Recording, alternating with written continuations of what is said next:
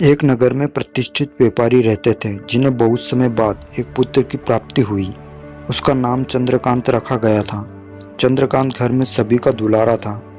अति कठिनाई एवं लंबे समय इंतजार के बाद संतान का सुख मिलने पर घर के प्रत्येक व्यक्ति के मन में व्यापारी के पुत्र चंद्रकांत के प्रति विशेष लाड़ प्यार था, जिसने चंद्रकांत को बहुत बिगाड़ दिया था।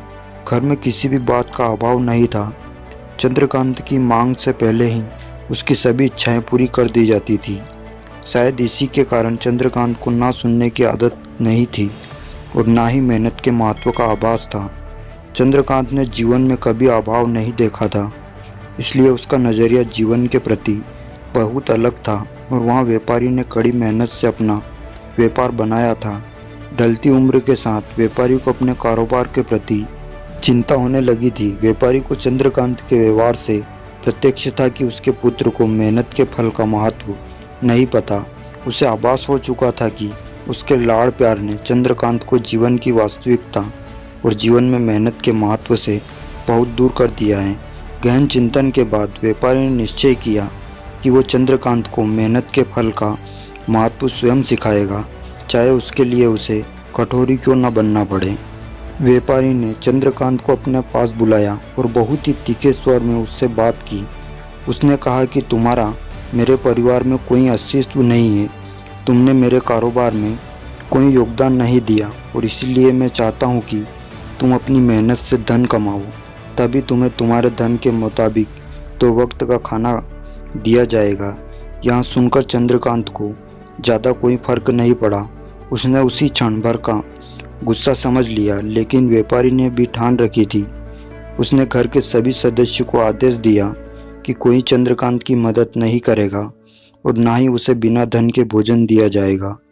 चंद्रकांत से सभी बहुत प्यार करते थे, जिसका उसने बहुत फ़ायदा उठाया और रोज़ किसी न किसी के पास जाकर धन मांग लाता और अपने पिता को दे देता और व्यापारी उसे उन पैसों को कुएं में फेंकने का बोलता, जिससे चंद्रकांत बिना किसी अड़चन के फेंक आता और उसे रोज़ भोजन मिल जाता। ऐसा कई दिनों तक चलता रहा, लेकिन अब घर के लोगों को रोज़ रोज़ धन देना भारी पड़ने लगा। सभी उससे अपनी कन्नी काटने लगे, जिस कारण चंद्रकांत को मिलने वाला धन कम होने लगा और उस धन के हिसाब से उसका भोजन भी कम होने लगा। एक दिन चंद्रकांत को किसी ने धन नहीं दिया और उसे अपनी भूख को शांत करने के लिए गांव में जाकर कार्य करना पड़ा। उस दिन वो बहुत देर से थका हारा व्यापारी के पास पहुंचा और धन देकर भोजन मांगा। रोज के अनुसार व्यापारी ने उसे वो धन कुएं में फेंकने का आदेश दिया, जिसे इस बार चंद्रकांत सहजता से स्वीकार नहीं कर पाया और उसने पलटकर जवाब दिया, पिताजी, मैं इतनी मेहनत करके पसीना बहाकर इस धन को लाया और आपने मुझे एक क्षण में इसे कुएं में फेंकने का कह दिया। यह सुनकर व्यापारी समझ गया कि आज चंद्रकांत को मेहनत के फल का महत्व समझ आ गया है। व्यापारी भली भांति जानता था कि उसके परिवार वाले चंद्रकांत की मदद कर रहे हैं, तभी चंद्रकांत इतनी आसानी से धन कुएं में डाल आता था। लेकिन उसे पता था एक न एक दिन सभी परिवारजन चंद्रकांत से कन्नी काट लेंगे।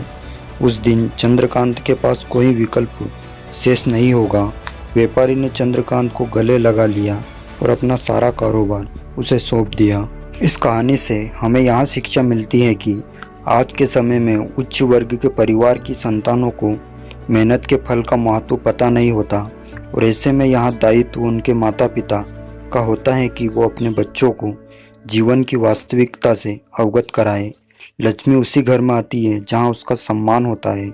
मेहनत एक ऐसा हथियार है जो मनुष्य को किसी भी परिस्थिति से बाहर ला सकता है। व्यापारी के पास इतना धन तो था कि चंद्रकांत और उसकी आने वाली पीढ़ी बिना किसी मेहनत के जीवन आसानी से निकाल लेते, लेकिन अगर आज व्यापारी अपने पुत्र को मेहनत का महत्व नहीं बताता तो एक ना एक दिन व्यापारी की आने वाली पीढ़ी व्यापारी को कोसती।